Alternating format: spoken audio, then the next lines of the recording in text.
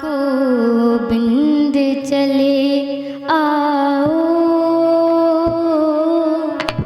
गोपाल चले आओ,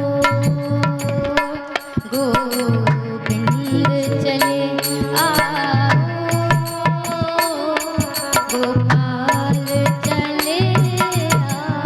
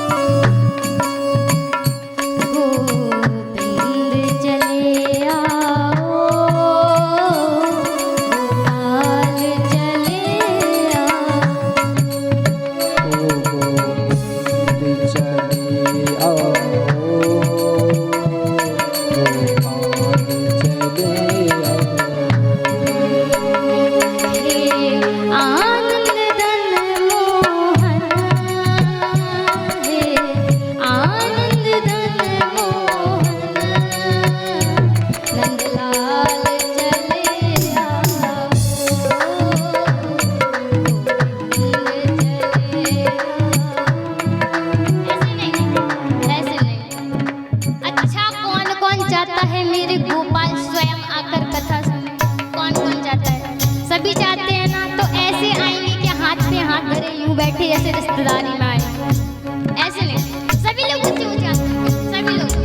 अच्छा, जिसके पास हाथ है वही ऊंचे करे। जो अपने हाथ गलती से घर पे भूल आए या फिर किराए पे दिया है तो उनकी तो कोई बात ही नहीं। अगर जिसके पास हाथ होंगे ना, अगर वो इस जन्म में हाथ न उठाएगा तो फिर अगले जन्म में पक्का ही। इसलिए सभी लोग हाथ उठाएंगे, सभी लोग। गोविंद चले आओ, गोपाल चले आओ, गोविंद चले आओ, गोपाल चले आओ।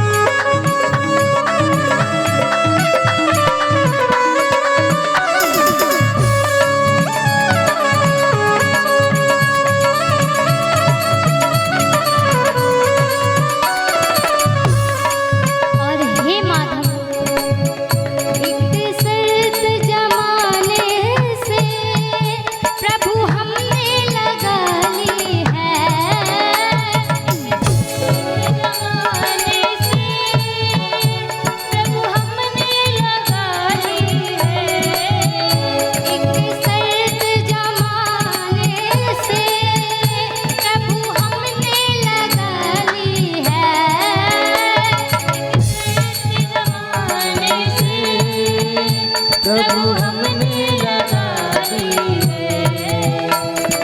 और क्या शर्त लगाई है माधव से?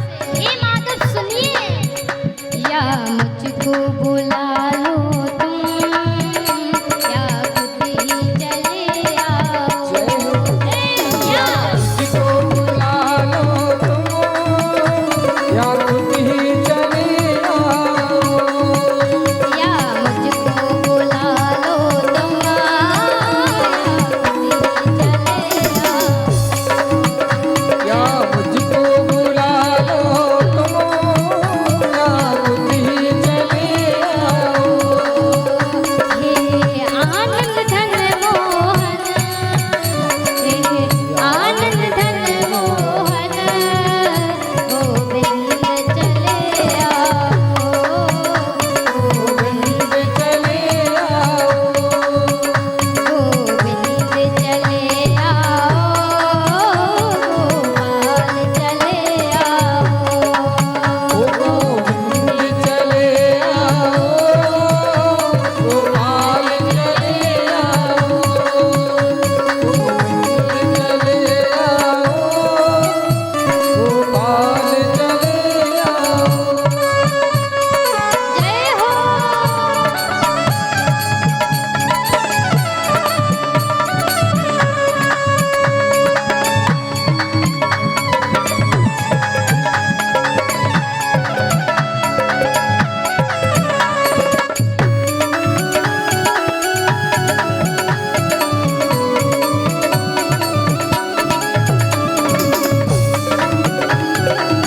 हो।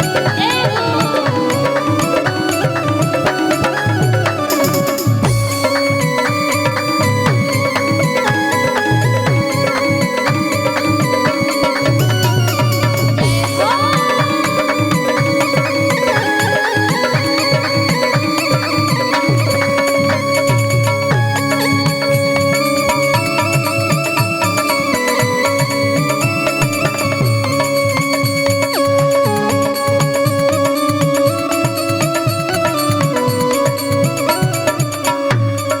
और मोहन, ये मेरी आंखें हैं ना, ये मेरी आंखें पल पल तेरे दर्शन को तरसती हैं।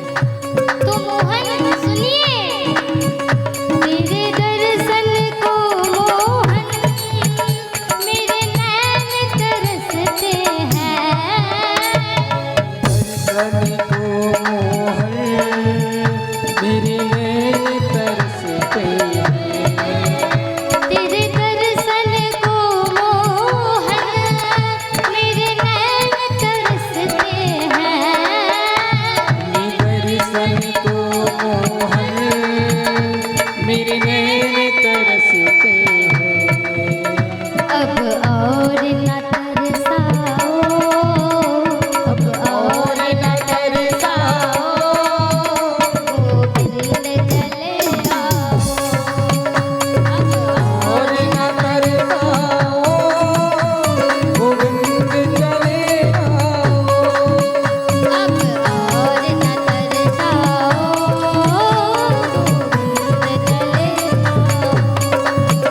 अब और न तरसाओ, गोविंद चले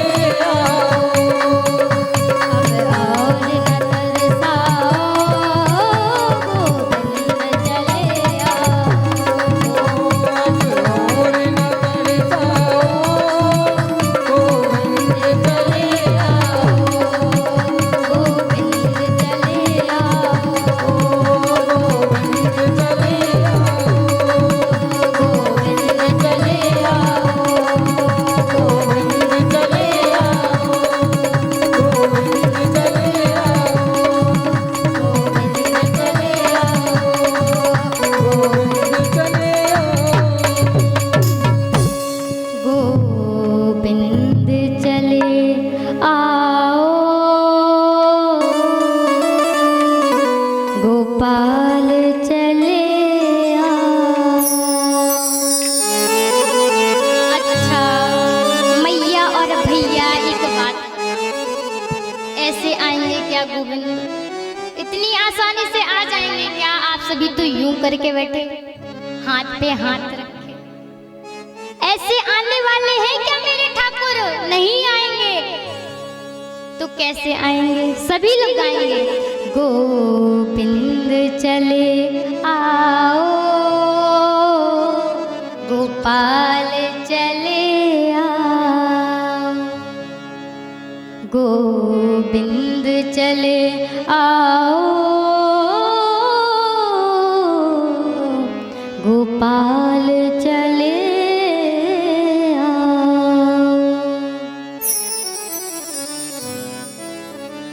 बोली बाके बिहारी लाल की जय हो। आए हम सभी लोग आज की पावन कथा में प्रवेश करेंगे। अच्छा मैया और भैया एक बात बताओ, आज हम सभी लोग इस कथा पांडाल में उपस्थित हैं कथा सुनने के लिए, है ना? तो फिर किसी ने पूछा कि भागवत कथा कब सुनने को प्राप्त होती है? तो एक व्यक्ति ने कहा भैया जब भाग्य उदय होते हैं तब हमें भागवत कथा सुनने को मिलती है। तो कहा भैया क्या एक जन्म के भाग्य उदय होते तब कथा सुनने को मिलती है? नहीं, भाग्योदयन वो समर्जितेन सत्संगम च लभते पुरुष यदावै। एक जन्म के नहीं, जब अनंत जन्मों के भाग इकट्ठे एक साथ मिलकर प्रकट होते हैं तब हमें भागवत कथा सुनने को मिलती है। अब कहा मैया जो जिसके भाग्य उदय उसी को भागवत कथा सुनने मिलेगी क्या? नहीं, ऐसा नहीं है। जब ठाकुर की कृपा हो जाए तब भी भागवत कथा सुनने को मिल सकती है। भले ही आपके पुण्य उदय नहीं हुए हो, आपके ऊपर यदि मेरे वृंदावन बिहारी लाल मेरे ठाकुर की कृपा हो गई ना तो आपको भागवत कथा सुनने को मिल जाएगी। और ये आज आप सभी के बड़ी सौभाग्य की बात है कि आप सभी को ये कथा सुनने को मिल रही। ये कथा जल्दी पल्ली सुनने वाली नहीं है, जल्दी पल्ली नहीं मिलती सुनने को। कब मिलती है? जब भाग्य उदय होते हैं तब मिलती है, ऐसे नहीं मिलती। आज हम सभी ने बड़ी ही सुंदर कलश यात्रा का दर्शन किया और आप सभी को तो पता है जैसे कि हमारी जो कुल देवी हैं हिंगलाज माँ, और मैं तो इस गांव में पहली बार आई हूँ, पहले नहीं आई, पहली बार आई हूँ इस गांव में। और सच में मुझे इस गांव में आकर बहुत अच्छा लगा, बहुत अच्छा। मैं तो आप सभी से एक ही बात कहना चाहती हूँ, आज थोड़े आप लोग कम लोग हैं, कल से अपने अड़ोसी पड़ोसी खड़ोसी ठड़ोसी सबको लेके आने कथा में। अगर नहीं आए तो जबरदस्ती पकड़ के लेके आइयो, जबरदस्ती पर लेके आना। हारे चली जाती तो 2 बजे से कथा होगी ना, 3 बजे तक आ जाएंगे।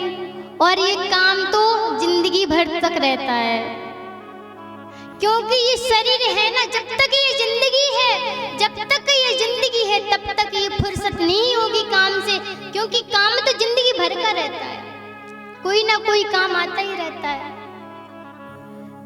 हम कभी काम से निर्वृत्त नहीं हो सकते।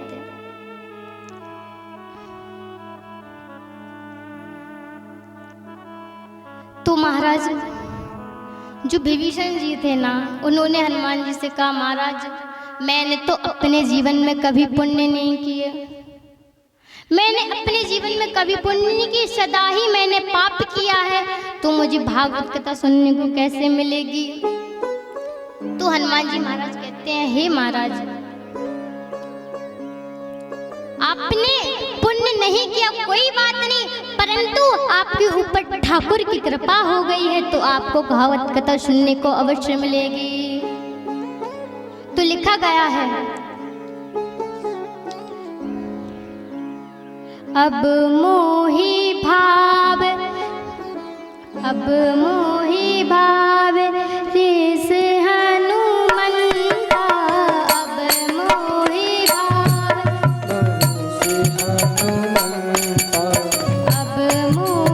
भाव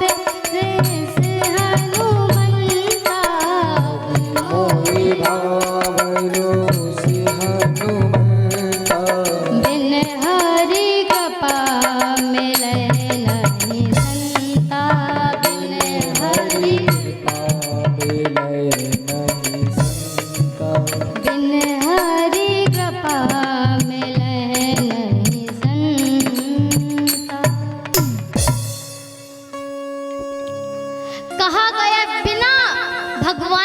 कृपा के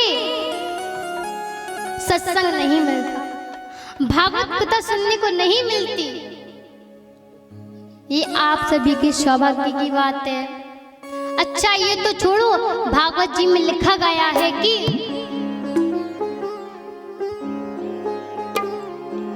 जो वक्ता होता है ना, वो ठाकुर जी की बांसुरी की समान होता है। आज आप सभी लोग कथा सुनने आए हैं तो आप सभी लोग सोच रहे होंगे मैं कथा सुन रहा हूँ, और आप सभी लोग यही भी सोच रहे होंगे कि मैं आपको कथा सुना रही हूँ, पर ऐसा नहीं है। मुझे कुछ नहीं आता, मैं आपको कुछ नहीं सुना सकती।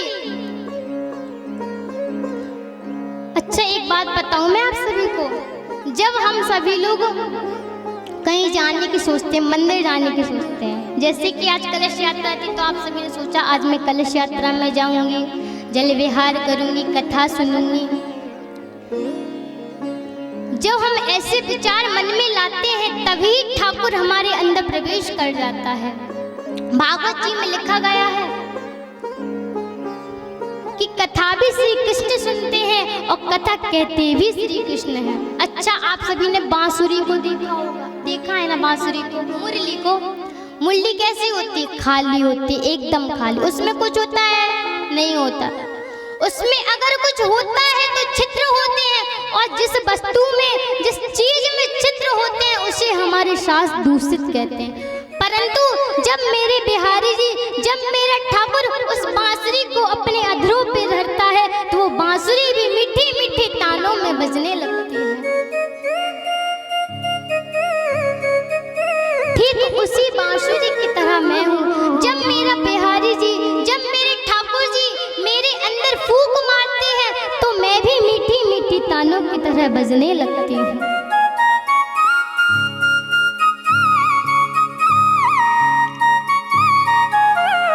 आए भक्तों, भागवत जी में सर्वप्रथम श्लोक दिया गया है, सच्चिदानंद रूपाय विश्वभूति पत्यादि हेतवे तापत्रय विनाशाय श्री कृष्णाय नमः। मैया भागवत जी में लिखा गया सच्चिदानंद रूपाय विश्वोत्पत्त्यादि हेतु। अच्छा सच्चिदानंद रूपाय लिखा गया तो इसका कोई अर्थ भी होता होगा। सत्य चिद और आनंद।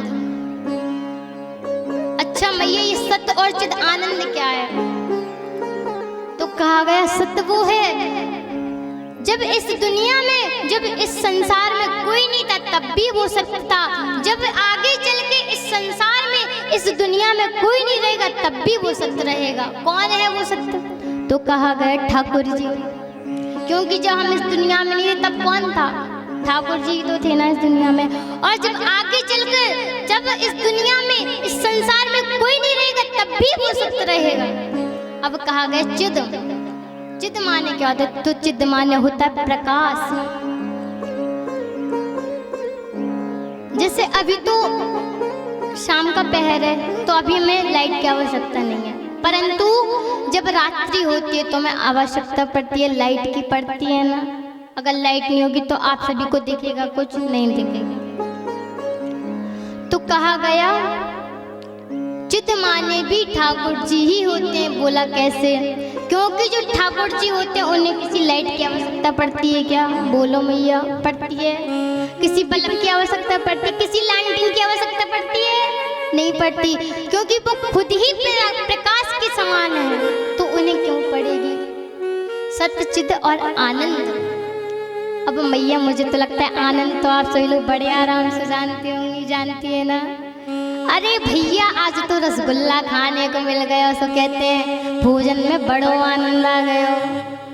डल्लब के गद्दे पर सोने को मिल गयो, तो हे मैया आज तो सोने में बड़ो आनंद आ गयो, कहते हैं ना। परंतु हम इसे आनंद नहीं कह सकते, इसे हम सुख कह सकते हैं, परंतु इसे हम आनंद नहीं कह सकते। कहा क्यों नहीं कह सकते? क्योंकि जो आनंद होता है ना वो जीवन में एक बार आ जाए तो जल्दी पल्ली जाने वाला नहीं, और आनंद जल्दी पल्ली आने वाला भी नहीं, जल्दी पल्ली जाने वाला भी नहीं। इसको हम सुख कह सकते हैं, क्योंकि अगर आज हमारे पास सुख है तो कल दुख भी आएगा, ये निश्चित है।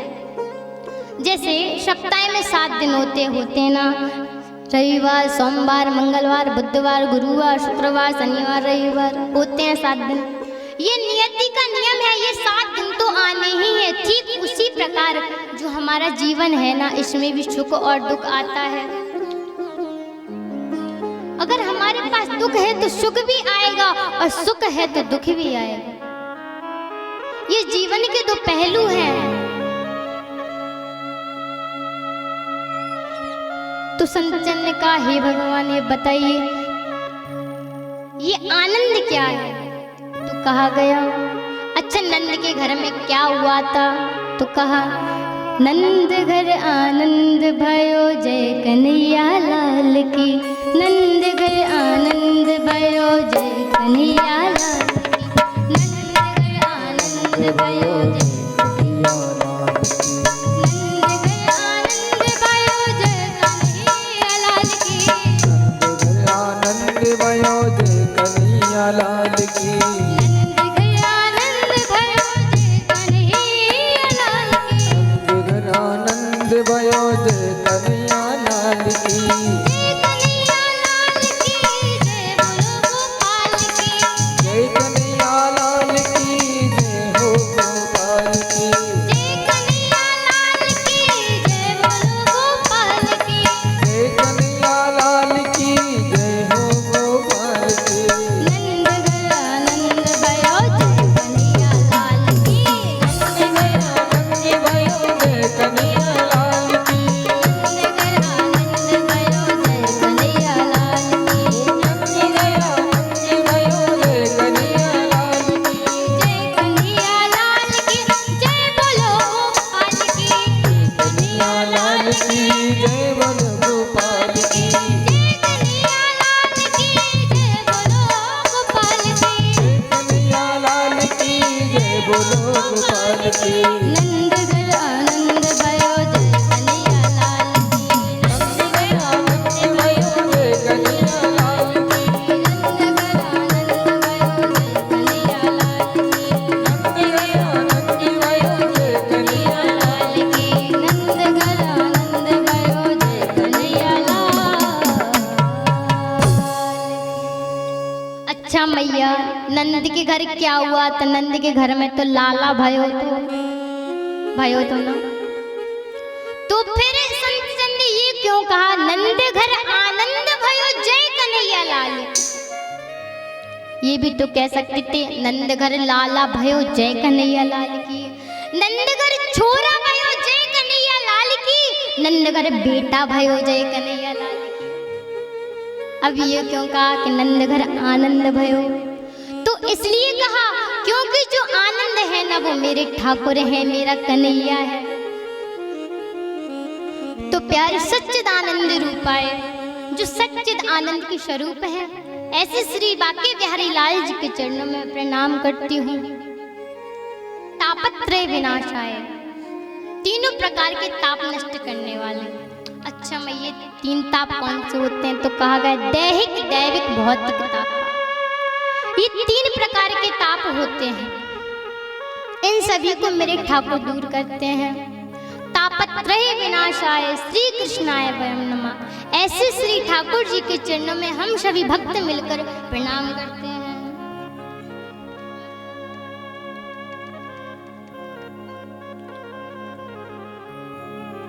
अब आगे चल के लिखा गया है,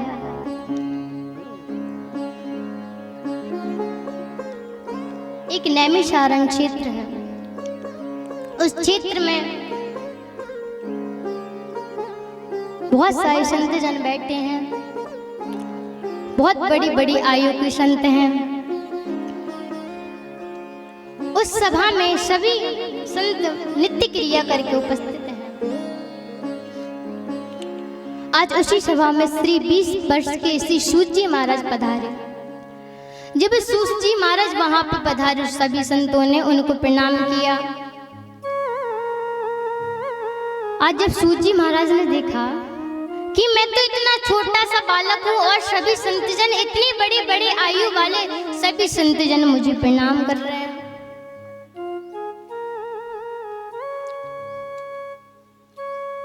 तो सूत जी सोचने लगे, हे ठाकुर जी, मुझसे ऐसी क्या भूल हो गई जो सभी संतजन मुझे प्रणाम कर रहे हैं, मैं तो बहुत छोटा हूँ। उनका मन उदास हो गया। सूत जी महाराज ने सभी संतजन से पूछा, हे भगवान, हे महाराज जी, मुझसे ऐसी क्या गलती हो गई जो आज आप सभी लोग मुझे प्रणाम कर रहे हैं।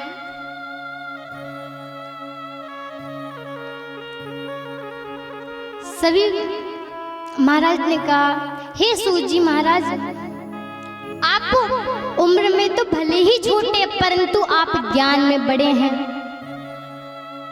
धन वृद्धा बल वृद्धा आयु वृद्धा तथैव च ते सर्वोऽपि ज्ञान वृद्धा किंकरा शंसि किंकरः। कहा, कोई धन में बड़ा होता है, कोई बल में बड़ा होता है। अच्छा, धन में बड़ा कौन है? जिसके पास ज्यादा धन है वो धन में बड़ा हो गया, गाड़ी है, मोटरसाइकिल है, उसके बाद सारी सुख संपत्ति है, वो धन में बड़ा हो गया। और कोई होता है बल में बड़ा, कोई बड़ा बलवान है, सुबह हो गया बल में बड़ा। धन वृद्धा बल वृद्धा आयु वृद्धा तथैव च, कोई आयु में बड़ा होता है। और ते सर्वोपि ज्ञान वृद्धा किंकरः शिष्य किंकरा, कहा गया जो ज्ञान में बड़ा होता है वो सबसे बड़ा होता है। सभी संत ने सूत जी महाराज से कहा, हे महाराज, मैं तो आपसे खाली उम्र में बड़ा हूं, परंतु आपका जो ज्ञान है ना, जो आपका ज्ञान है वो करोड़ों सूर्यों के समान है, आप सबसे बड़े हैं। और हे माताओं, जो ज्ञान में बड़ा होता है ना वो पूजनीय होता है। जो ज्ञान में बड़ा, उसका पूजन करो, उसका सम्मान करो। आज सभी संतों ने सूत जी महाराज को बैठाया, आसन दिया और प्रश्न कर दिया। कहा, हे सूत जी महाराज, ये जो दुनिया के लोग हैं ना, अपना जीवन यूं ही व्यर्थ गवा रहे हैं। आप मुझे कोई ऐसा साधन बताइए जिससे इस दुनिया के लोगों को ठाकुर की प्राप्ति हो सके। सूत जी महाराज ने जब आज सुना तो बड़े ही प्रभावित हो गए और कहने लगे, हे शौनकादि ऋषियों, आपने बहुत उत्तम प्रश्न किया।